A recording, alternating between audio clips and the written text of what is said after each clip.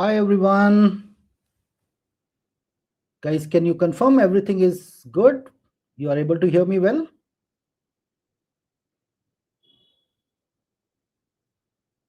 Are we good to go?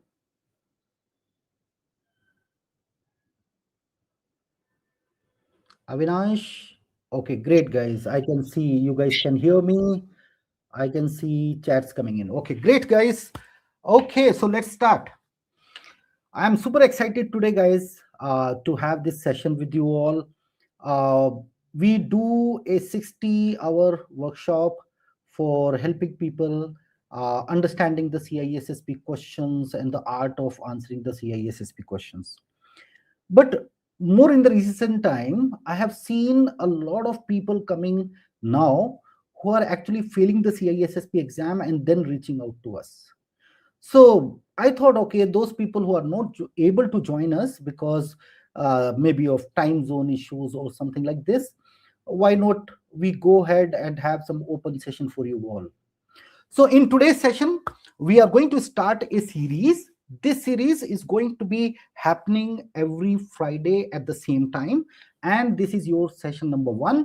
And this series name is CISSP Exam Mastery. Now, the focus for this entire series is just not to give you some kind of gyan. Rather than we will go and practice live questions. And please remember, we are not going to practice light questions or easy questions by any sense.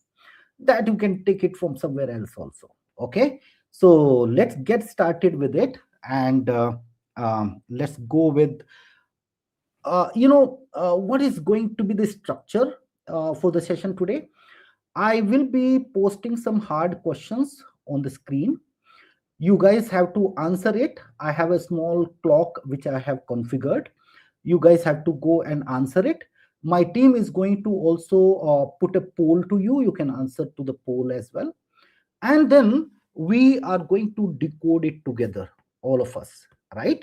And in the process, I am not only helping you to understand the art of answering the CISSP question, I will also be helping you to have the right mindset.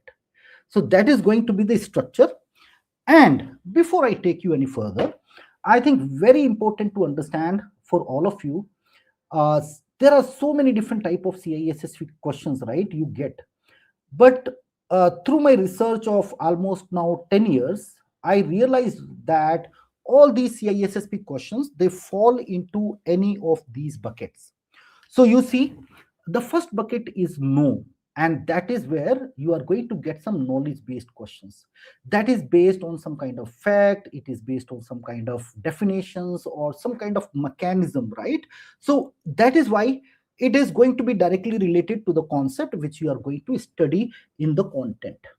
But what content will not help you to understand is the management mindset, and that is also we are covering today. So number one, as a leader, you should have the ability to create processes. When we create processes, as a leader, you should be logically understanding what should come first and what should come later. And on those lines, we have sequencing related questions as well.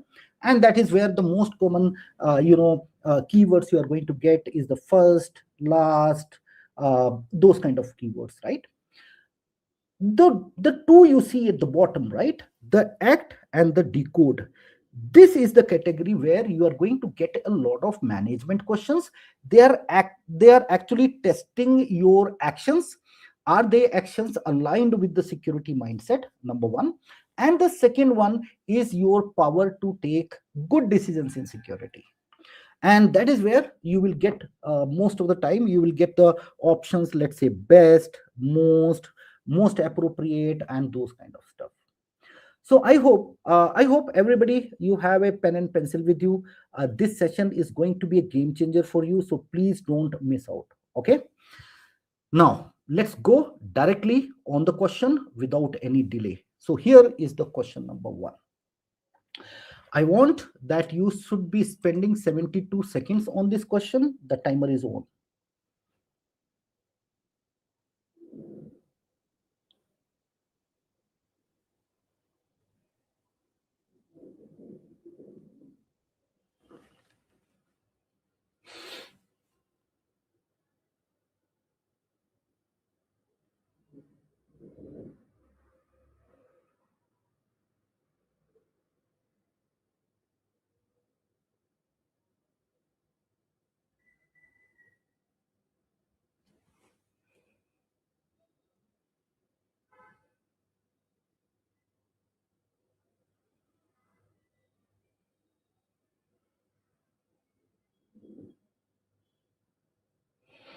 Guys, please answer in the chats.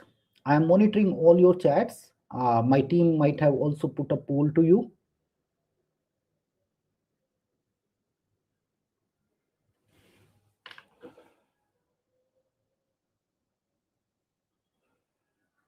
Very nice, Sahan. Very good.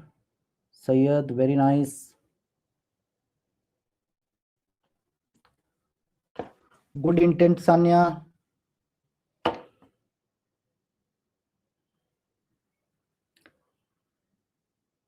Guys, we have overhit the time. The time was like 72 seconds per question as per CISSP. Now, no more answering, please.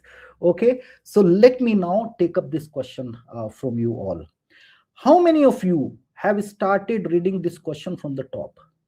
Can you put it on the comment, please? How many of you have started reading this question from the top? If you're somebody who have started reading this question from the top, I would say that's not the good approach. In CISSP exam, you are going to get questions which are even lengthier than this. There may be more lengthy than this. Sometimes even you will find a question like a paragraph as well. And that is where most of the people, they get surprised and they spend a lot of time just going through the content. There is a lot of panic around, the time is limited, and you get frustrated in the exam, right? So in this case, first, I want you to use the cognitive mindset. First, just have a look on the question. And if it is a short question, then no problem. We are going to go through the normal approach. But in case the question is a lengthy one, I would always recommend you this method. So what you should do in that particular case, you should actually start with the last line from here to here. And then you should go through these options. What will happen? What is the benefit of doing that? Guys, the first benefit you are going to drive is because if you start reading this question from the top, it might happen because the language is tricky. By the time you came in the middle, you will forget what is it actually asking for. So it is always better to go read the last line, then the option. It will give you a fair idea what is being asked finally. And when you know it, then it is time for you to read from the top. Okay, so that is the way you cognitively you have to make a judgment. Now the second important thing, when you read the question, you can see for your ease, I have already color coded some of the values here, some of the text here in the question, right? Because the question also have body keyword. Okay, the body keyword. And for creating the confusion for you, because I need to teach you what is a body keyword, I have actually highlighted multiple, you can say, text in red. So there are multiple keywords which you can find here. Now how do you find the real one? Can somebody put up the right body keyword on the chat? I just want to see who are able to catch it. Okay, while you put it, let me explain the question. Okay, let's read the question with me. It says, two clearing banks exchange settlement file over a private link, which is kind of very common scenario across the industry. Most of the questions you are going to get are from the real world scenarios only. Okay, each file carries an HMAC SHA 256 value. Now, if you are familiar with HMAC, that's an integrity control, right? They are talking about hashing in this case. Okay, value computed with a symmetric key. So that means they are not only using the integrity, that means hashing, they're also using encryption in this particular case, and that's a symmetric encryption. Now, problem with symmetric encryption is it is good for bulk of the data, but for authentication purposes and those things, it is not designed for that. It is designed for encrypting the data in bulk. Next statement says the two bank exchange securely at the start of the year, but a disputed file, that means there is a dispute now, has now surfaced, and one bank compliance team asked whether the mechanism can prove to an external arbitrator with bank credited. Now you guys have to tell me. I can see a lot of chats coming where people are asking symmetric key, which bank created, unable to provide, AES symmetric encryption. Actually, no, guys. Actually, no, these are not the body keyword. So let's understand what is a body keyword. A body keyword is the most important word or phrase into the entire scenario. If you see, in this particular case, we are using symmetric key, right? And it has to be proven because the two banks have already have it now, because two banks actually already have the trust because they are exchanging data between them, right? Now the problem is that that a dispute has happened, and you need to prove the same thing to a third party. That means an external auditor in this particular case. So in this case, what we exactly need, okay, let's go through the option. It says detection of accidental modification of the file in transit. I think this is only talking about integrity, so we can eliminate. Okay, the best way of answering the CISSP question is elimination method. Okay, the second one says authentication of the file's origin between the two banks. I think this is a very, very plausible answer, right? Very, very plausible one. And then C says known repudiation of the file's origin. I think this is also equally plausible. They are very, very close. Now you are stuck with two. The last option again talks about integrity. So this question is not asking for just integrity, because integrity is not sufficient to tell you which bank has created it. Integrity is only to identify if somebody has modified it. So integrity options are out now. Now we have option number B and option number C. Now in this case, because there is a dispute, even if you do authentication in this particular case, right, authentication will prove you from which bank this particular email came, but it will not give you a formal, you can say, authenticity and known repudiation that the bank can go and deny tomorrow, right? So in this case, the right answer for this is actually C. So congratulations to all of you guys who have answered it as C. You guys have done a wonderful work. Okay, fantastic. I hope you like it. Now I'm going to give you a different variety of the question. This question I desperately brought in here because I wanted to give you this feel how the CISSP also sometimes comes with very, very lengthy questions, and how do we tackle them all. Okay, now let's go to the question number 2. Oh no, I have something for you guys. So I am again starting my stopwatch. You have to tell me which is the odd word out. You have to just tell me which row, which column.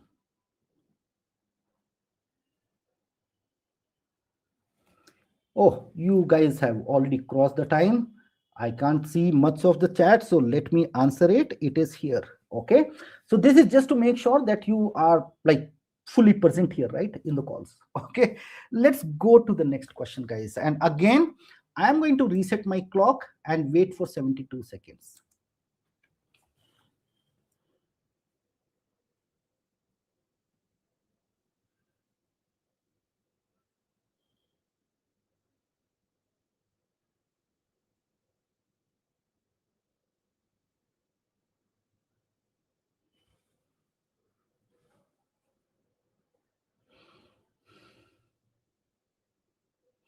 Please answer on the chat.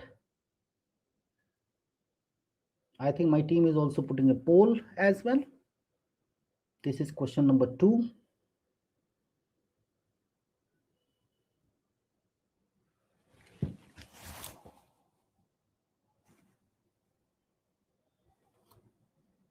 I can see a lot of variety of answers coming, guys, for this question.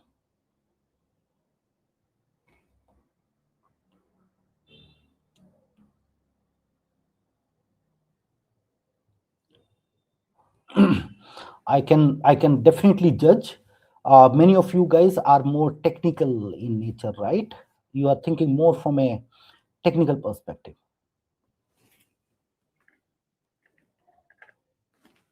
Guys, we are done with the time. It is already over. Let's go and now target the question here. Okay. So the question says, after a flood, logistic company has run from its warm site for 3 weeks. Okay. So you are going to run, or you are already running from a warm site. That means there is some kind of disaster and the company is already operating from the alternate warm site. Fantastic. And this is 3 weeks down the time. The primary data center is now repaired. And the word primary means it is the main site, or you can call it as primary site. And this warm site is an alternate site. Okay. And business unit want the order management system, the most critical process, moved back immediately. So there is a pressure from the business. Okay. They want that the order management system should be shifted back to the primary site at the first thing. Now, many of you might feel, yes, definitely, business is asking means we have to do, because security at the end of the day has to align with the business in the first sense. But guys, there is a deep concept which you need to understand at this place, right? The final line says which processes should return to the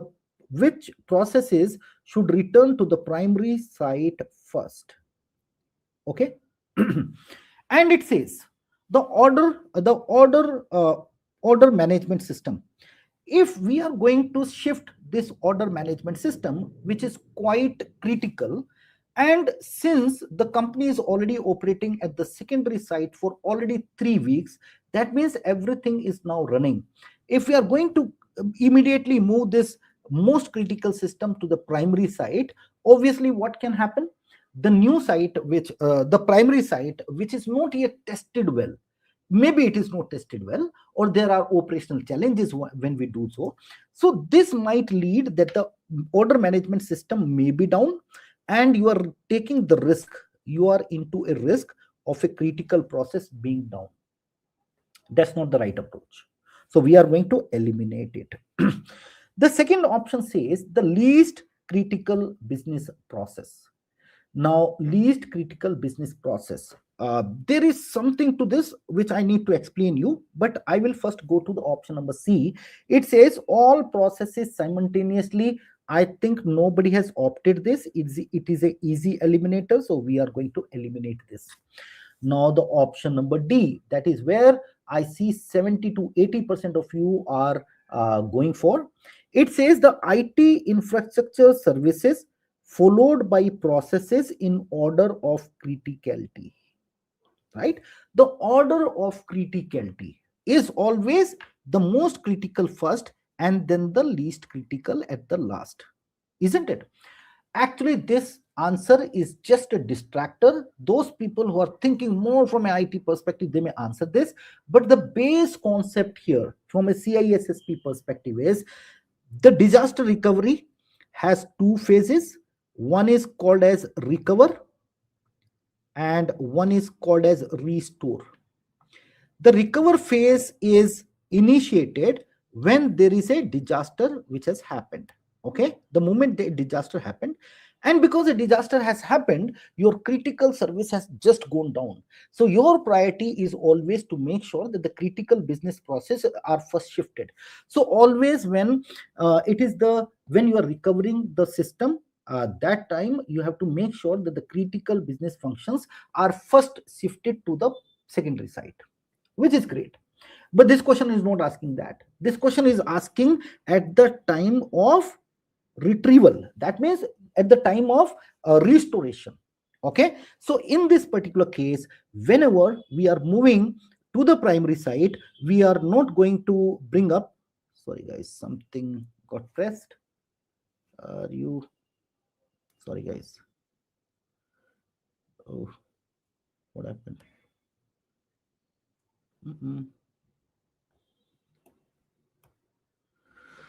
Sorry about that. Something got pressed. Okay, now we are back. Okay, so whenever we are restoring the systems back to the primary site, always remember it is a business and a security decision to always make sure that the non-critical services will be moved first to the primary site, and then the more critical ones, because they are already operating on the secondary side, right? Nothing it as loss. But if you are going to shift the most primary first, then it may happen there are challenges on the primary side, because you are just shifting them. It has just restored. So that is the base concept here. Okay, so two things to learn from this question. This is the question. Number one, you have to read the question carefully, identify the body keyword. Okay, identify the body keyword, identify the comparison keyword. What is the comparison keyword? In this case, this first is the comparison keyword. Okay, then fourth important thing for you is to make sure that you are able to what I say find the intent of the question. In many cases, the intent of the question is just knowledge. But if the question is a management question, they may ask you to act, or they may ask you to decide. Okay, in this case we are going with decide. And very very important, after this step you should also go and ask yourself, what is the question asking you in a single line, right? So ask you the comprehension in a single line. Okay, then you are going to go with the elimination method, eliminating the options. And if, because that's a very common scenario, people are able to eliminate two options but the final two options are still pending. So what to do in that situation, guys? If you're stuck into a 50-50 tie, the best way for you is to read this last statement again, because that is purely based on the comparison keyword, right? And comparison keyword, always look it from the risk perspective. You, the end of, or you can say the bottom line of the entire CISSP is risk, right? So always see it from a risk perspective, and then answer it, answer the best answer. And then step number 8, you must also be able to verify before you go and submit the answer. Go to the next one, just have a quick glance on the question, at least the last line, and see if you have not made a clerical mistake in reading or something like that. So that is the best approach to go and answer the CISSP questions, right? I hope this question was useful for you. Let's go to the next question now. And again, I am going to initiate the clock.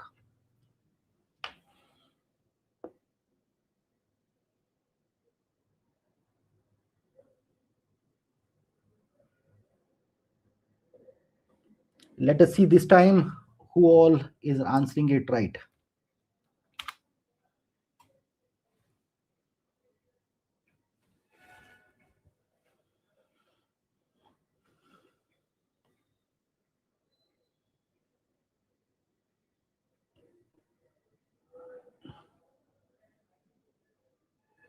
Answers started coming, and I can see some confusion there.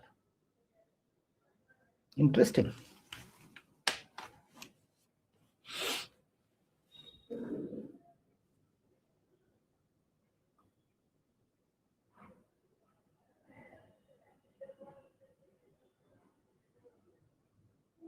Last 10 seconds.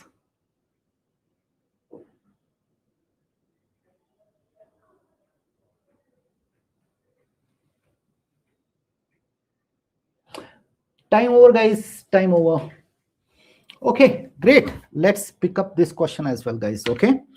We will first understand the question and read it from the top, because it's not a very lengthy question. Okay.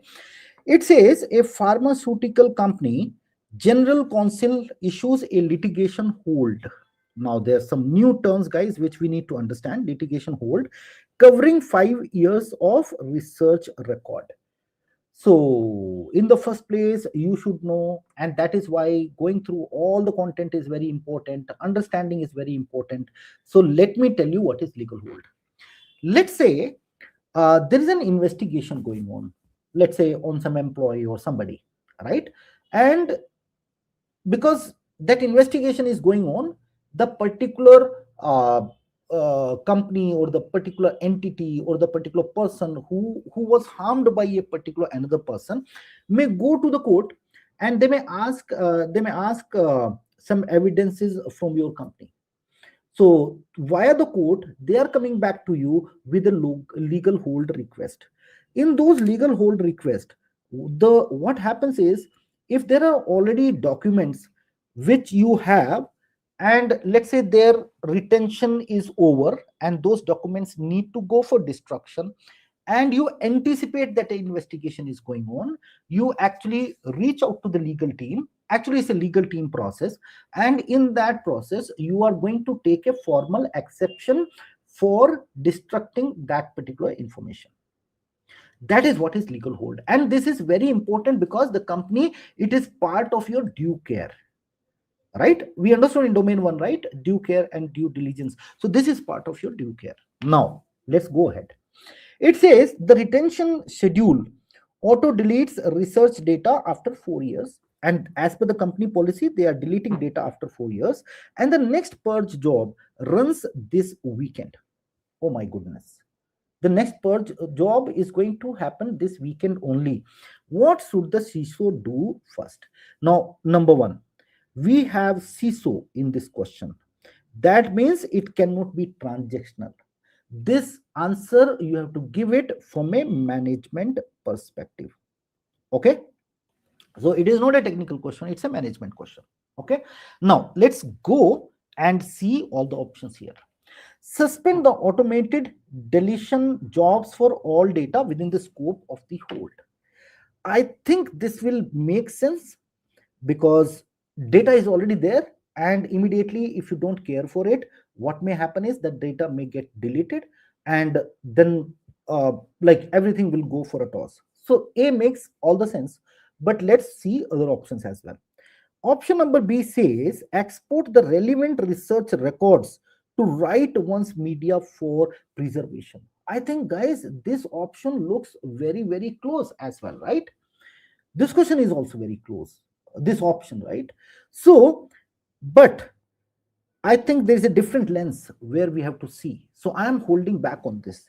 Option number C says meet the legal team to agree the scope of discoverable information. I think that is also one of the activity which happens during this entire process, because you have to support the legal team, so you should be clear about the scope. So I don't think this option is even incorrect. And the option number 4 says notify the affected business unit that their data is subjected to litigation. Guys, this is also plausible. You might be thinking why this is important. This is very important because end of the day, these are the business units who are the data owner, who are the owner for that particular information, right? So you must have to inform them. There is no second way. But now all 4 options are correct. There is nothing like a 1 or 0 kind of thing. And that is the main challenge in the CISSP exam. In the CISSP exam, one option might be 25%, another may be 50% correct, another may be 75% correct, and one will be, let's say, 95% correct. It is not mandatory that the one option which is going to be correct is going to be 100% correct. That is also not the rule. So how do we tackle these kind of questions? Now, it says the auto deletes research data after 4 years, right? And the next purge job runs this weekend. So just think, guys, if this data itself is not there, will this make sense? Will this option make sense, or will this option make sense? No, right? I think that is there is an urgency in the question, and that is why they are asking what you need to do first. The CISO will do all 4 activities, but which one need to be done first? Which is the most immediate, which has to be completed? And that is why answer A is correct in entirety. Because if you are not correcting the problem A, B, C, and D will not even come anytime, because the data itself is not there, right? So that is the way to think it, right? I hope this question has helped you to understand, okay, what kind of trickiness comes in. Let's go with the next question, guys. And again, I'm going to start the timer.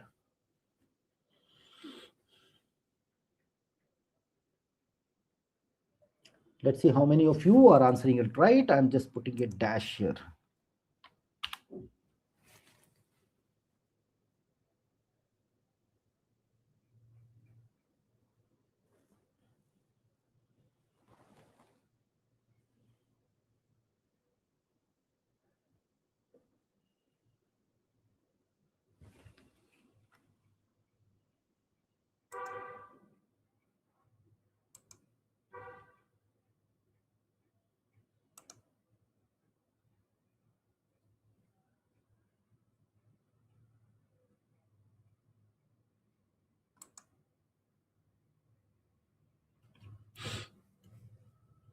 I think there is a slight delay in comments. It is reaching little late.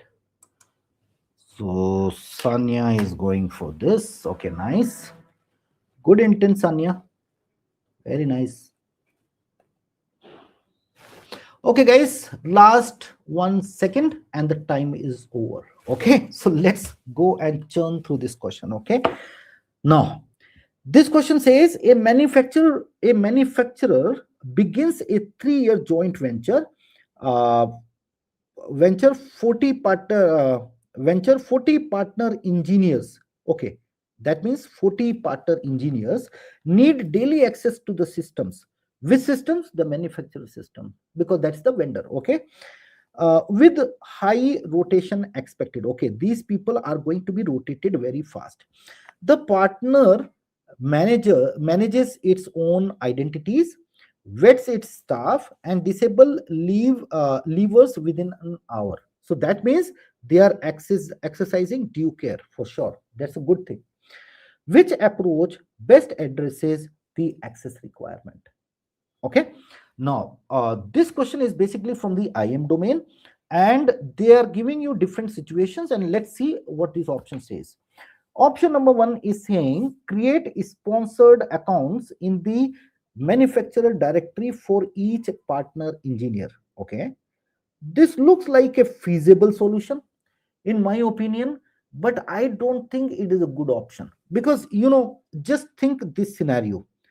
This is the manufacturer company and this is the design vendor. Okay, so this is the vendor. Now we know in access control there are always three things, right? One is your IDP, identity provider. One is your service provider, those kind of websites, let's say payroll and other websites. And there is always going to be a data subject as well. Okay, data subject, sorry, we call as a supplicant. Then on the vendor side also, they may also have a active directory like identity IDP. They may also have some services internally, and there is going to be user on the other side as well. So let's trying to draw a mental map for you guys. Now in this case, option number A, it says create sponsored accounts in the manufacturer directory for each partner engineer. That means you are going to create local accounts, or you are going to create accounts in the IDP of the manufacturer. Now, because the rotation is very high as per the question, and the maintenance is also going to be high, this is a feasible solution, but may not be the best solution. So I am just marking it here. Okay, I will go to option number 2. It says issue shared role based access control by the partner project manager. Never ever do it, guys. Why? Because whenever we talk about shared account, this is a dangerous sign. It is a red flag. Whenever we are going to use the shared account, that means there is a lack of accountability in the process. And accountability means everything is going out. It is not good for access control. So we are going to eliminate this option. Option number C, it says provision accounts through the manufacturer PAM solution. PAM means privileged access management solution with session recording. Session recording is still okay, but are you going to use the PAM solution? That means you are going to give them privileged access until unless required. This is a complete breach of least privileges, right? In this particular case, not a good thing. So we are going to eliminate this. Option number D, it says establish federated access with the partner acting as the identity provider. I think one of a very plausible option in this particular case. Now, I am left with option number A and option number D to decide this. And it says which approach best address the access requirement. They are asking which is the best arrangement in this particular case. So let's compare these two. In the one, the manufacturer was maintaining the account in their local directory, and there is a lot of account being maintained. Also, the vendor may not also prefer it because he may not like their vendor accounts to be there. Yes, for money they might do it, but actually not the best thing to do. So in these cases, what we do, we normally use a federated identity management. In a federated identity management, whenever an employee from the client side want to access a particular system, the system is going to divert the user back to its own IDP, right? The vendor IDP. The vendor IDP will actually be able to authenticate the user based on whatever local username password is there, and then it is sending a token back to the IDP. Then IDP will go and give access to the particular resource. So in this case, none of the account you have to share with the another company. One very good thing. Second thing is, each account is maintained and restricted to their own active directory. It's not actually going out. That is the magic of FIM, and that is why answer D is a better option than the option A, because option A is a lot of overhead and you are going to share your employee information with another company, which is actually not a preferred way to do that. So I hope this also gives you a good picture. Let's go to the next question. And this is your next question. So you need to find out an odd word here. In the just next second, I'm going to reset the clock.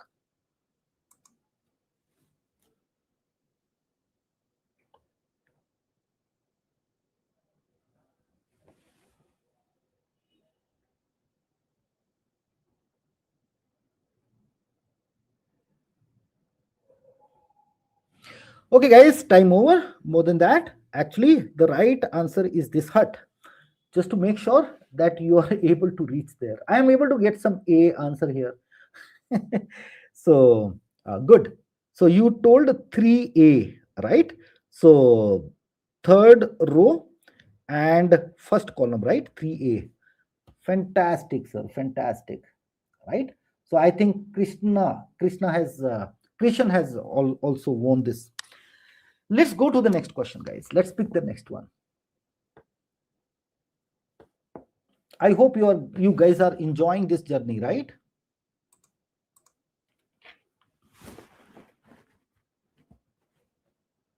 Let's see who answered this best.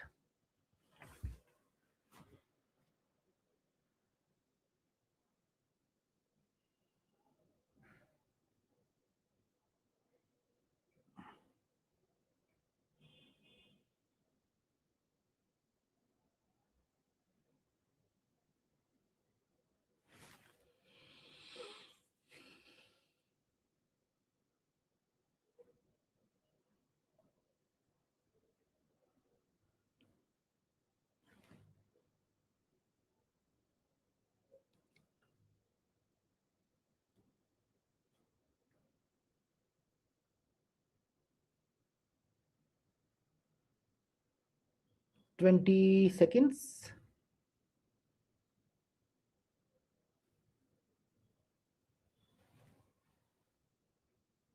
Last 10.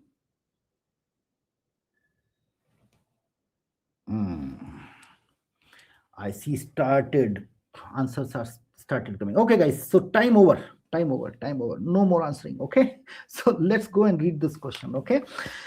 It says a penetration test find a critical remote code execution flow. Remote code execution flow. That's a critical vulnerability actually. In a insurance claim platform, the platform is under a 6-week regulatory change freeze. Regulatory change freeze, guys. Okay, that's important.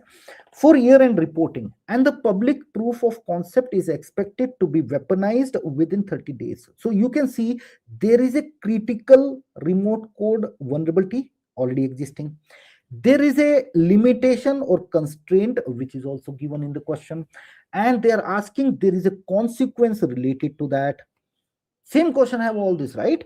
And then they are giving you a dilemma here, and they're asking what's the best course of action. So now in this question I didn't write any role for you.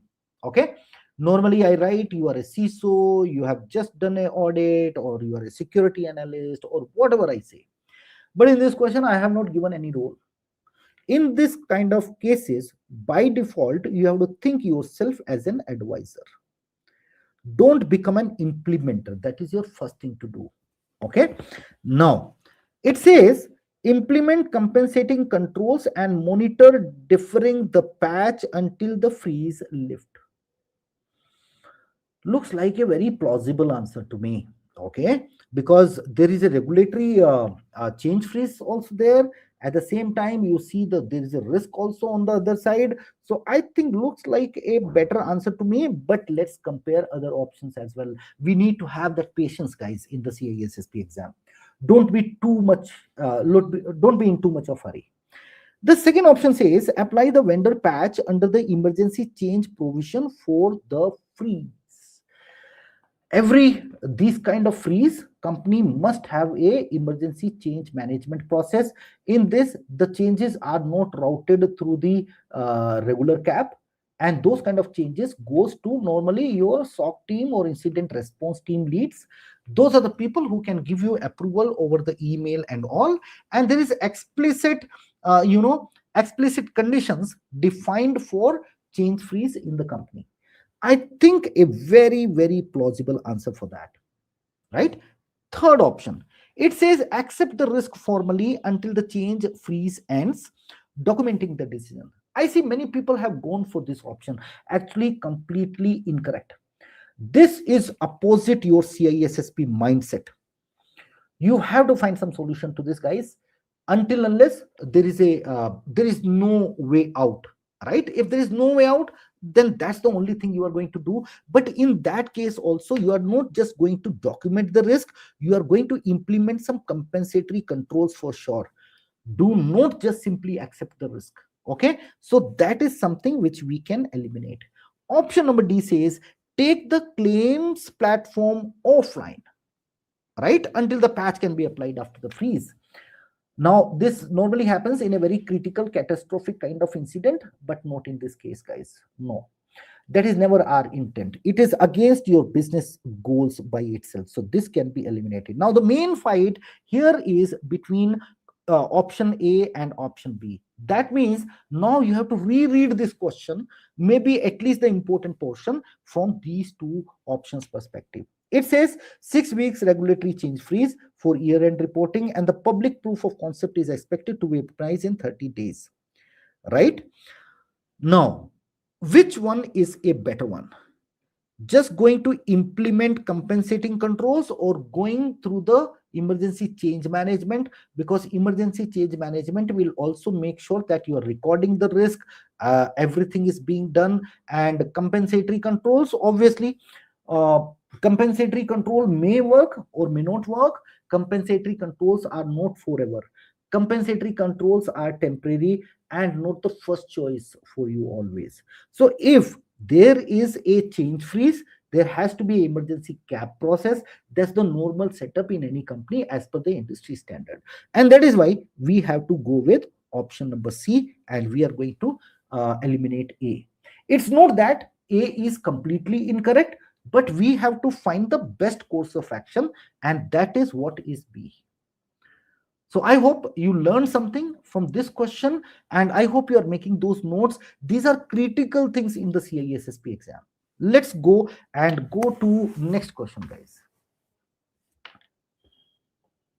So again, let me start the counter.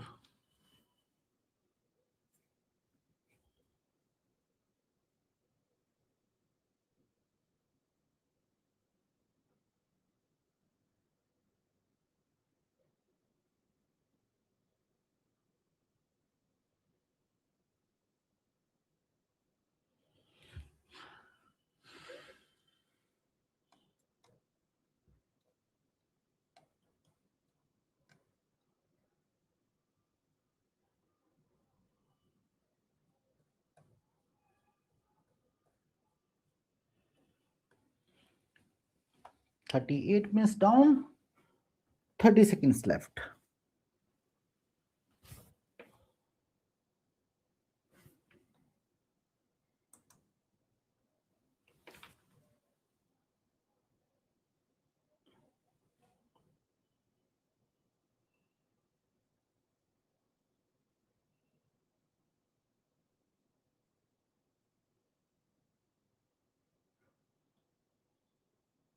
Good. I see some answers coming. Uh, Arnavi, very good approach. Avinash, good approach.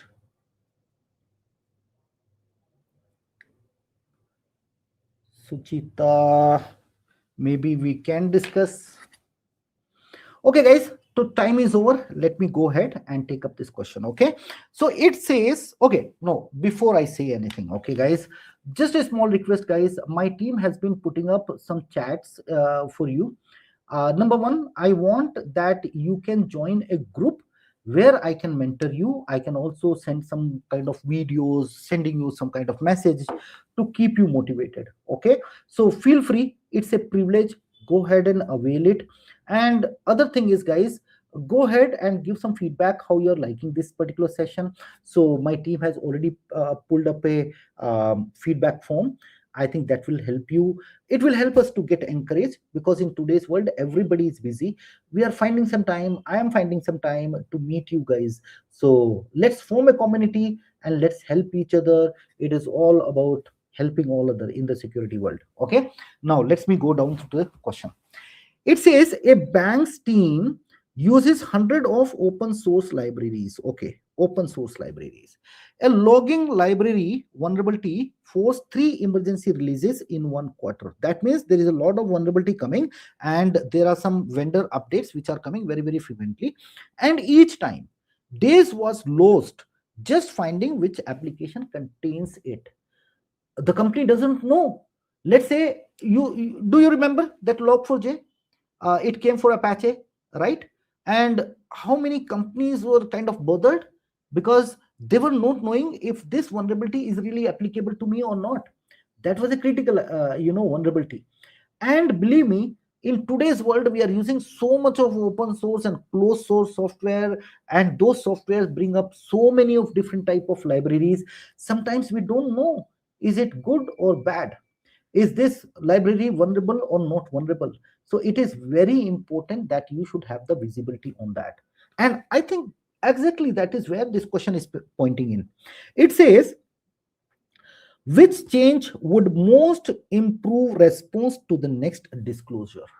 Okay, so they are finding the best approach in this particular case. I can see a lot of A's coming, then I see D coming.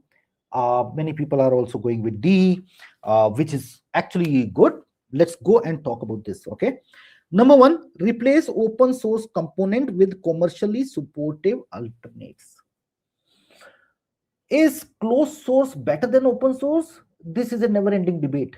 You cannot say that, guys, because there's a lot of closed source software which have a lot of vulnerabilities, and there's a lot of open source software which are much more secure, right? You trust them every time. Right now also I am using OBS for this call, and this is an open source fantastic software.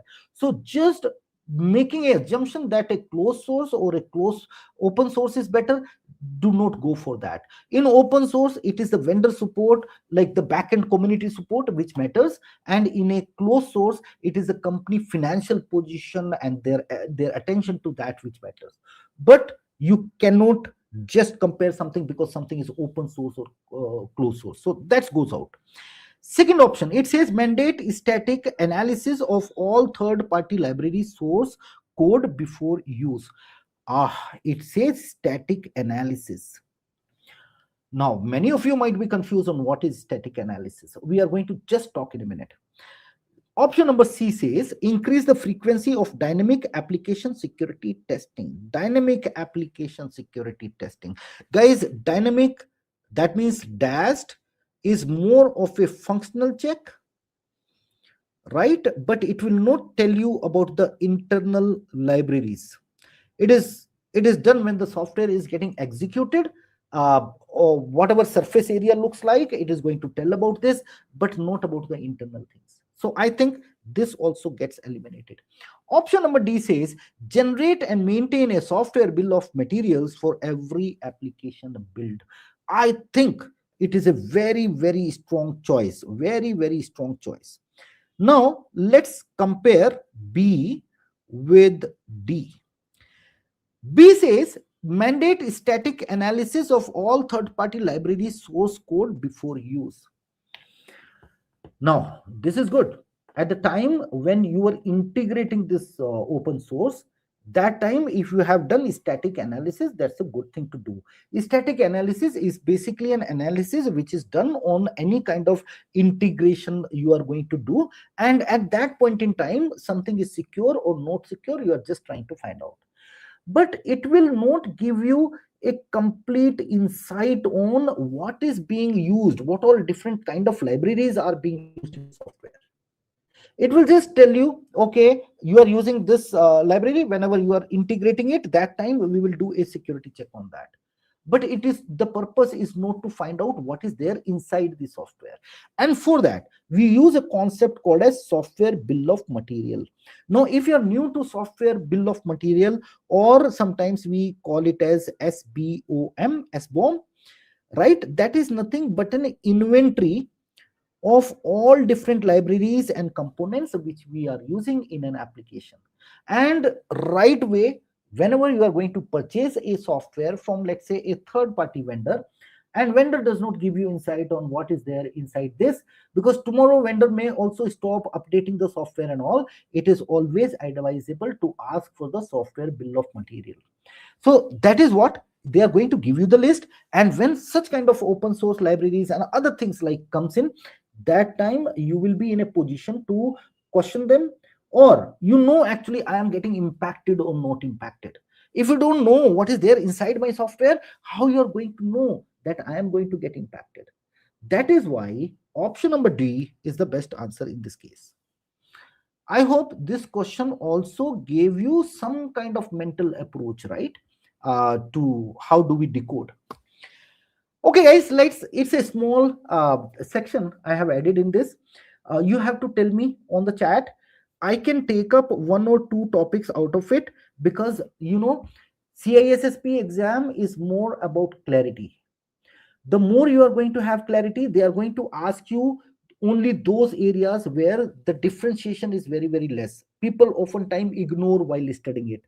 So if you tell me what topics to cover, I can cover one or two topics for you. Let me know. I think there is a chat delay happening in here. So let me take up any two. Okay, RTO, RPO. Let's pick up first that. Okay, and few people are asking Bella, Padula, and Biba. Okay, thank you guys. I will definitely cover it. Okay, so let's understand. A business is operating perfectly at 11 a.m. right, and then a successful backup happens at 11:30. Next backup is scheduled at 12:30, and something goes bad in the middle. Something goes bad. So some kind of disruption actually happened here. Let's say it happened at 11, or let's say 12 noon. Okay. Now, in this case, the moment the system is down, we have to start recovering it, and recovery will take some time, because it might be hardware or software recovery. Plus, we have to also recover the time as well, which is called as WRT, right? And then we have to also test. So this entire time for recovery is called as, in normal terms, we call it as RTO, recovery time objective, when the system is recoverable, plus WRT means when the data is recoverable and testable. This combination should never exceed MTD, maximum tolerable downtime. All these terms are related to the time, so please understand that. Okay, it should never exceed MTD. In the exam, they love to use some alternate terms, so don't get confused. They may also use maximum tolerable outage as well, so don't get surprised. Okay, so we understood. that RTO is the maximum amount of time, like it is a pre-planned amount of time within which you have to go and recover the system. Otherwise, what will happen? There will be loss to the business and there will be risk of breaching the MTD as well. Okay. Now, the next term is RPO, recovery point objective. So guys, in this question, if you carefully see this, we have taken a backup at 11 p.m. Okay, we taken a backup at 11:30 a.m. and then the next backup is scheduled at 12:30 p.m. That means we are taking an hourly backup, maybe an incremental backup. But a disaster comes in the middle. That means it is coming at 12 noon. Will there be a data loss in this particular case? Answer is yes, there will be a data loss, right? This data loss is actually acceptable to the business. Otherwise, if this would not have been acceptable, then why they would have scheduled a hourly backup? They could have done a different arrangement by itself, right? And that is exactly called as RPO. So RPO is the maximum amount of data which is affordable to be lost, and it is defined in terms of time. So that is your RPO. I hope I explained it well, done the justice to the topic. And now let me quickly also pick up Bella Padula and Biba. Bella Padula and Biba. So these are security models, access control models, right? And both of these are called as lattice-based model. We call them as lattice-based model because it is working as a ladder. It is working as a lattice in French. So one is a subject, another is an object. Subject is an active entity, object is an passive entity which is being operated upon.